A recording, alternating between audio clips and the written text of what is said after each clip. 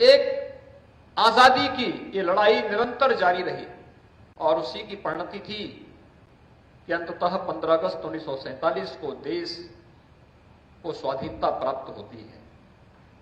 आज जब हम यहां पर 218वीं जयंती पर आए हैं राणा बेनी माधव भगत सिंह जी के, यह हमारा सौभाग्य है कि हम सब देश की आजादी के अमृत महोत्सव कार्यक्रम की साक्षी बने हैं। आपने देखा होगा जब प्रधानमंत्री जी ने लाल किले की प्राचीर से 15 अगस्त 2022 को पूरे देश के प्रति अपना संबोधन दिया, उसमें उन्होंने देश के नागरिकों को कुछ संकल्पों के साथ जोड़ने के लिए भी आगामी कुछ कार्य योजना उनके सामने प्रस्तुत की। आजादी हमें मिली, ये सच है। अनगिनत त्याग और बलिदान से, शौर्य और पराक्रम से आजादी मिली, ये भी सच है। आजादी के बाद इन 75 वर्षों में हमारे वीर सैनिकों ने भारत की आजादी को अक्षुण्य बनाए रखने के लिए अपना सर्वोच्च त्याग और बलिदान दिया है, जिनमें से एक सैनिक यहां पर आज परमवीर चक्र विजेता के रूप में श्री संजय कुमार जी हमारे सामने ही बैठे हुए हैं। लेकिन क्या इतने भर से कोई देश अपनी एक लंबी यात्रा के लिए तैयार माना जा सकता है? दुनिया की वर्तमान प्रतिस्पर्धा के साथ अगर हमें अपने आप को जोड़ना है तो हम सबको आज के साथ दुनिया की इस प्रतिस्पर्धा के साथ अपने आप को खड़ा करना होगा। ये केवल सरकारें नहीं कर सकती, सरकार नेतृत्व दे सकती है, सरकार कार्य योजना बना सकती है। समाज का हर एक तबका जब अपने अपने क्षेत्र में अपनी अपनी जिम्मेदारियों का निर्वहन करने लग जाएगा, तब हम उस लक्ष्य को लेकर के आगे बढ़ सकते हैं। उसे प्राप्त करने में फिर हमें कोई कठिनाई नहीं होगी। और इसीलिए प्रधानमंत्री जी ने देश को आजादी के शताब्दी महोत्सव की तैयारी के लिए अभी से जुटने के लिए आह्वान किया है। कैसा भारत चाहिए हमें? जब ये देश अपनी आजादी की 100वीं वर्षगांठ मना रहा होगा, उस अवसर पर कैसा भारत चाहिए? एक सशक्त और समर्थ भारत, दुनिया की सबसे बड़ी अर्थव्यवस्था के रूप में गिना जाने वाला भारत, गरीबी, किसी भी प्रकार की विषमता, अव्यवस्था, अराजकता से मुक्त भारत, और दुनिया के अंदर भारत की उत्तर से दक्षिण, पूरब से पश्चिम, इन सभी सीमाओं को अक्षुण्य बनाए रखते हुए एक ऐसे भारत को जो दुनिया का नेतृत्व करता हुआ दिखाई दे, विश्व मानवता के लिए शांति और सौहार्द का एक नया संदेश लेकर के चल रहा हो, ये वही भारत हमें चाहिए। लेकिन शांति और सौहार्द बिना शौर्य और पराक्रम के कभी नहीं आ सकती है।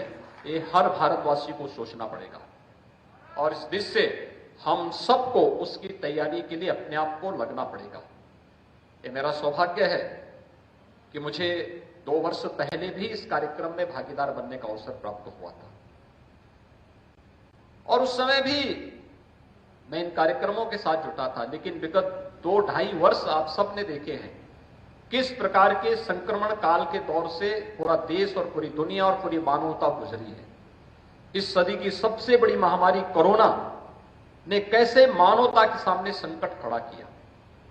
दुनिया के अंदर लाखों लोग इस बीमारी से काल कलवित हुए, लेकिन तब भी बिना रुके, बिना टिके प्रधानमंत्री मोदी जी के नेतृत्व में भारत की यात्रा अनवरत रूप से आगे बढ़ रही है। इस अनवरत यात्रा में आपने देखा होगा कि सरकार ने तकनीक का बेहतरीन उपयोग करते हुए आम जन तक अपनी संवेदनाओं को पहुंचाने का काम किया।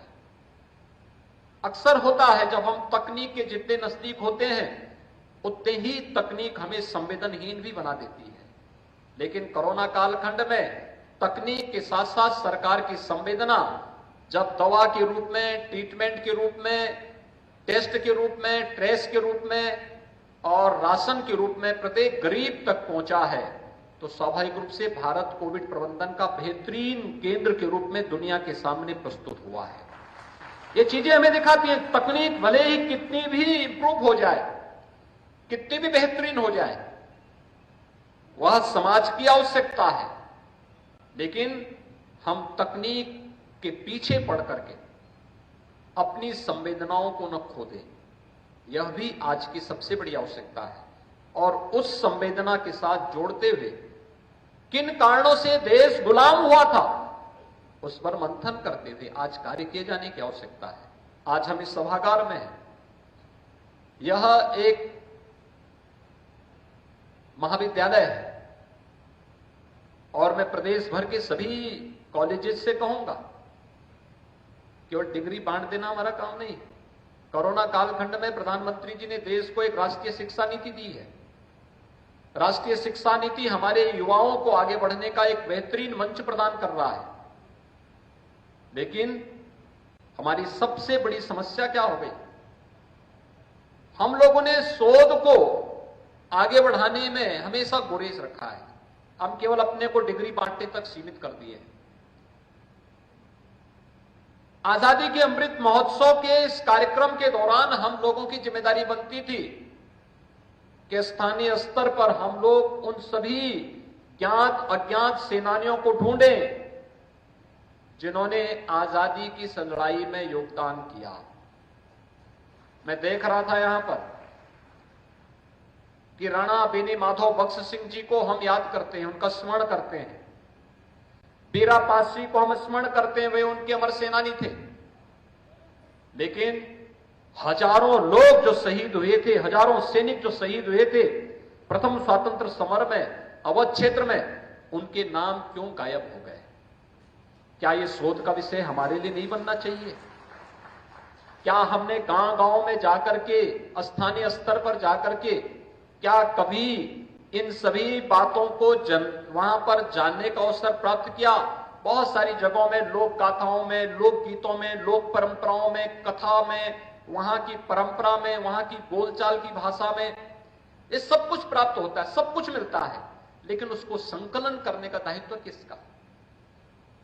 ये भी हमारी शिक्षण संस्थाएं अगर कर लें, केवल सरकार के भरोसे छोड़ करके नहीं कि जब सरकार किसी संस्था को जिम्मेदारी देगी तब हम करेंगे। ये तो हमारे हर स्कूल कॉलेजेस के जितने वहां के शिक्षक हैं, उनके फाइनल ईयर के जो छात्र हैं जिन्हें अपना प्रोजेक्ट तैयार करना, उनकी जिम्मेदारी बनती है कि हम अपने प्रोजेक्ट का हिस्सा बनाएं।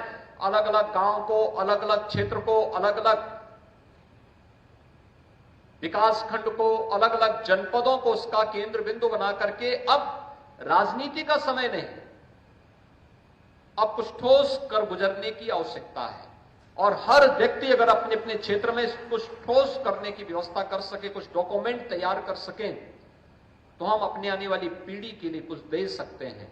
विकास खंड स्तर पर, ग्राम पंचायत स्तर पर, न्याय पंचायत स्तर पर, जनपद स्तर पर, नगर निकाय के स्तर पर हम बता सकते हैं कि देखिए फलानी फलानी जगह ये महापुरुष थे, इन्होंने उस समय ये किया था, उसका प्रमाण ये है।